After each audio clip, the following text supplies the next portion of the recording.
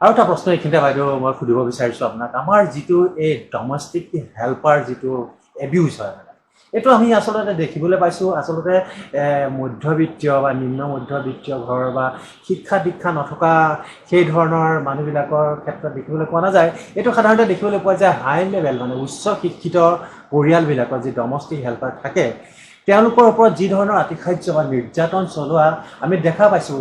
অলপতে আমাৰ যোৰহাটৰ এটা ফেমিলি, তেওঁলোক দুজনেই প্ৰফেচাৰণী আছিলে, আৰু আমাৰ তেনেকৈ বিশ্বনাথতো এনেকুৱা হৈছে হাইলি এডুকেটেড ফেমিলিতে এনে ধৰণৰ ডমেষ্টিক হেল্পাৰ ভাইলেশ্যনটো বেছিকৈ হোৱা দেখা যায়।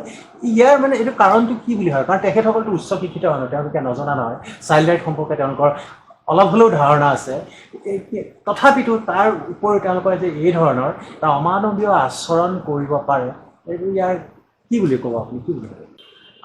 চাওক, প্ৰথম তেনেকুৱা শিশু এটা যদি চাইল্ড লেবাৰ হিচাপে ৰাখিছে, ফাৰ্ষ্ট টাইম অপৰাধ।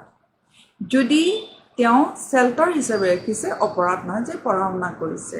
যিটো আপুনি কুৱেশ্যন কৰিছে, মষ্ট প্ৰবেবলি কি হিচাপে ৰাখিছে মই চাব লাগিব। চাইল্ড ৰাইটটোৱেই অপৰাধ, চাইল্ড লেবাৰটোৱেই অপৰাধ হ'ব, চাইল্ড ৰাইট ভায়লেট হ'ব। যদি চেল্টাৰ হিচাপে ৰাখিছে, যে কাম বনো কৰিছে, তাক চেল্টাৰ হিচাপে আছে, সেইটো আমি এক্সকিউজ কৰা যায়। যিটো অমানৱীয় আচৰণৰ কথা ক'লে, যে শিক্ষিত মানুহৰ কথা ক'লে, লগতে মধ্যবিত্তৰ কথা ক'লে, লগতে আপুনি নিম্ন মধ্যবিত্তৰ কথা ক'লে, এই সকলোবোৰ বস্তু মধ্যবিত্ত, নিম্ন মধ্যবিত্ত আৰু উচ্চ মধ্যবিত্ত বা উচ্চ শ্ৰেণী দুজনে যেতিয়া প্ৰফেচাৰণী হ'ব, অবভিয়াছলি তেওঁলোকৰ আৰু UGC নৰ্মছত মই আৰু ক'ব নালাগে কিমান টকাৰ আৰ্ণ হয়। নিশ্চয় এটা ভাল পৰ্যায়ত আছে, সাংঘাতিক ভাল পৰ্যায় আমাৰ সমাজত। তাক মই মধ্যবিত্তলৈ নাচাওঁ, উচ্চ শ্ৰেণী বুলি ধৰি ল'লোঁ।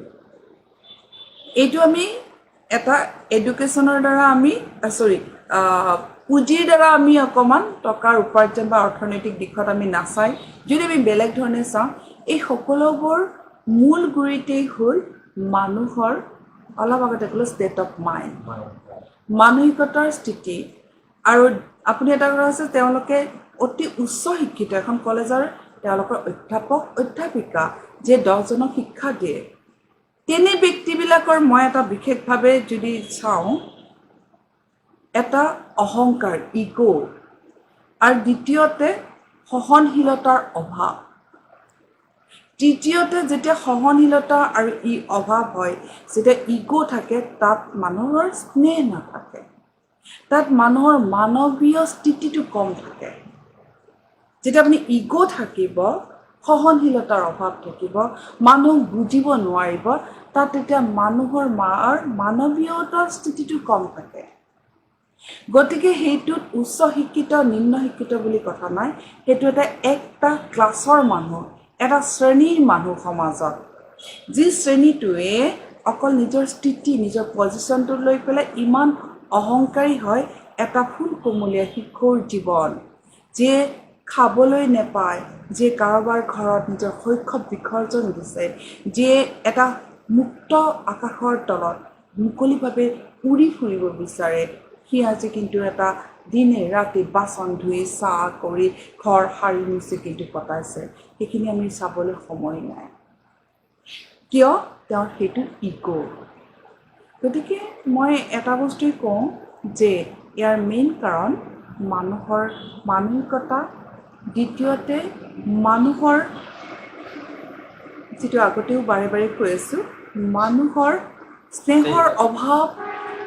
স্নেহৰ অভাৱ কেতিয়া হয়? যেতিয়া মানুহক মানুহে ৰেচপেক্ট কৰিব নাজানে, মানুহৰ অধিকাৰৰ বিষয়ে নাজানে, তেতিয়া স্নেহৰ অভাৱ হয়।